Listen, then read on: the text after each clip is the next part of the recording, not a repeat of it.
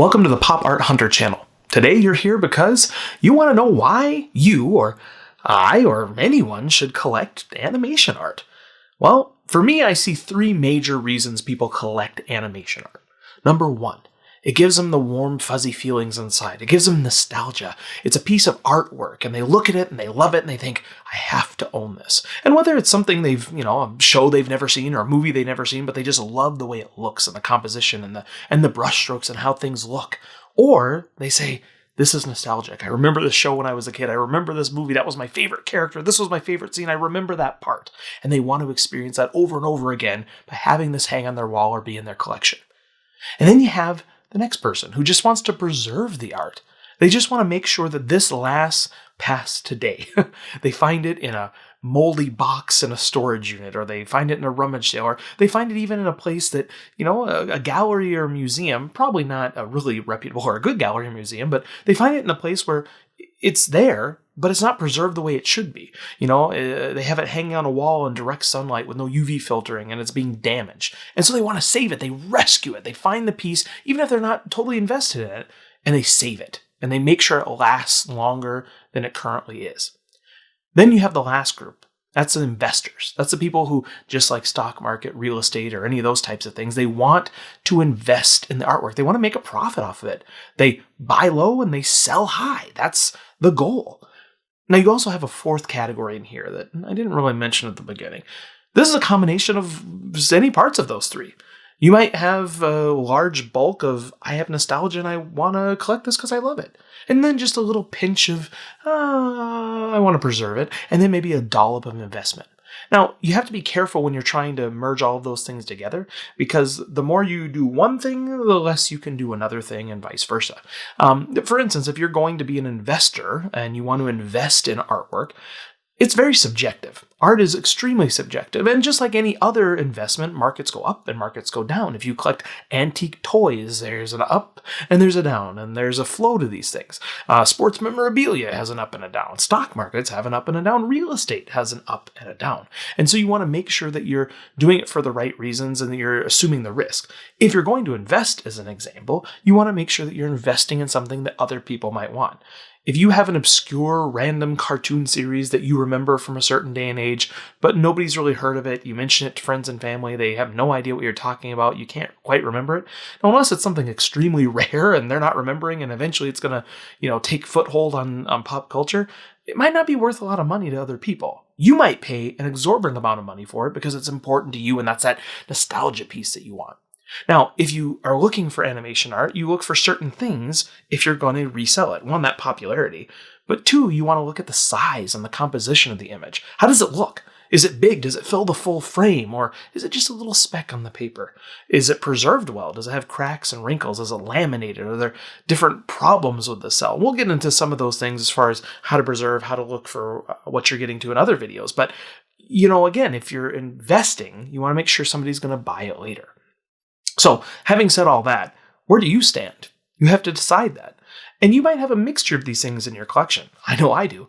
I have some pieces that I paid well more than I ever expect to sell them for, but I want them in my collection. I also have pieces that I bought at a low rate because I knew that they were going to be worth a lot of money soon, or at some point where I could resell them and then purchase more things that I love.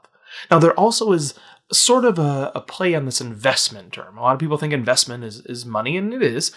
But there's also an investment in, your happiness in a way. I know that sounds really cheesy, but I buy pieces sometime for, the price that I think that they're worth, or maybe what I can sell them for in the future, maybe a little bit more. And I expect to maybe get a break even on my investment. So I don't expect to make a lot of money, but I also enjoy them in my collection for years.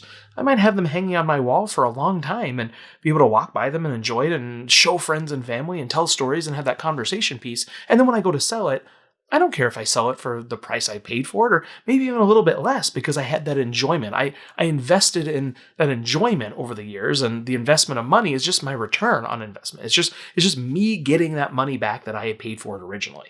So sometimes it's a break-even scenario. There are lots of ways that you can collect. There's no right way, there's no wrong way, but you have to know the goals when you're going into it. If you go into this expecting to make a bunch of money and you collect a bunch of obscure things that nobody knows about, you might be disappointed. If you go in expecting I am going to collect the pieces that are just so near and dear to me, but you're not willing to pay the money for it because you're like, it's not going to be a good investment. You might not have a good investment for the things that you really want. It might be something you have to pay up for. And that's how you get a return on investment in the future. The other people who love this more than you do are paying up, and they're bidding against each other, and they're waging the war because they have that nostalgia for it. And art is, again, so subjective. It's hard to know exactly what pieces are going to be the best, but there's some tips and tricks that we will talk about as far as getting the best pieces.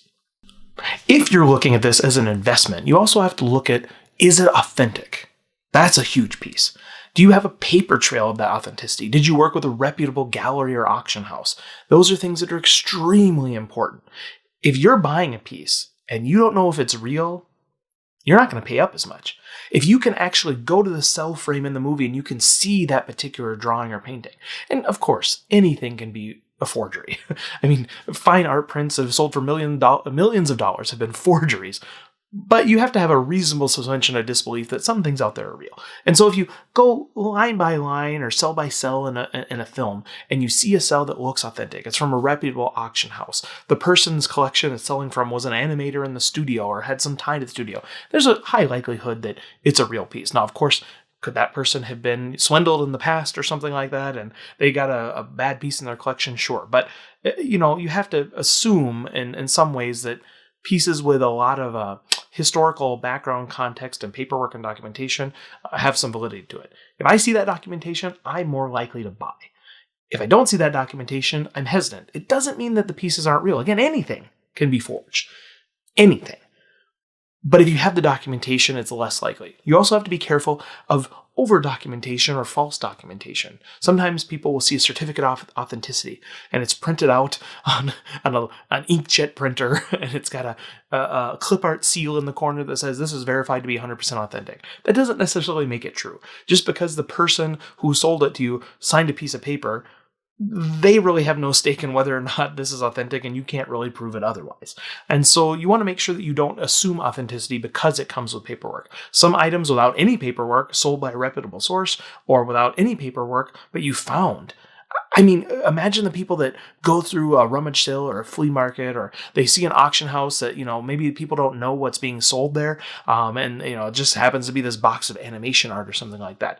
They might find some gems. There's some long lost artwork that have been found over the years, and they didn't have an ounce of paperwork for them. They had nothing. But it doesn't mean they're not authentic, and it doesn't mean they're not important. So sometimes you do have to take a chance on things. That's for sure. But make sure if you're taking that chance that you're willing to do so and you're not expecting 100%, 200%, 1,000% return on that investment.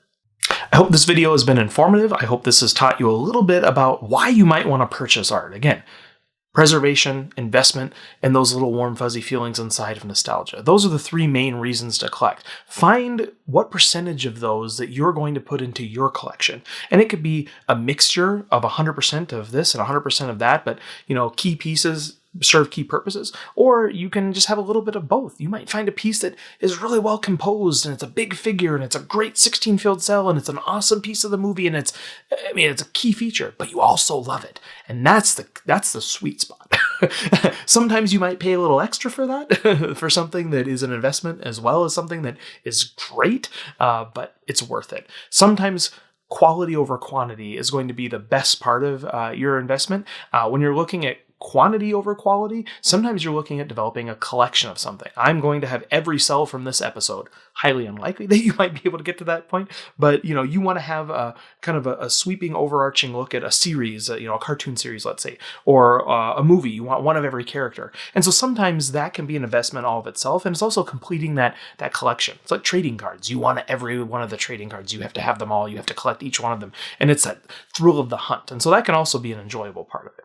But again, we hope you enjoyed the video, and if you have any questions or comments, please feel free to leave those. We'd be happy to answer them. If you think I'm wrong, or you think there's another category, or you think I misstated something, please let me know as well. I'm always willing to learn. This is a community. We want to make sure as collectors that we are doing things for the good of the collecting community, for the good of the preservation of the pieces, and for the good of everybody as far as enjoyment and having a good time. So thanks for watching.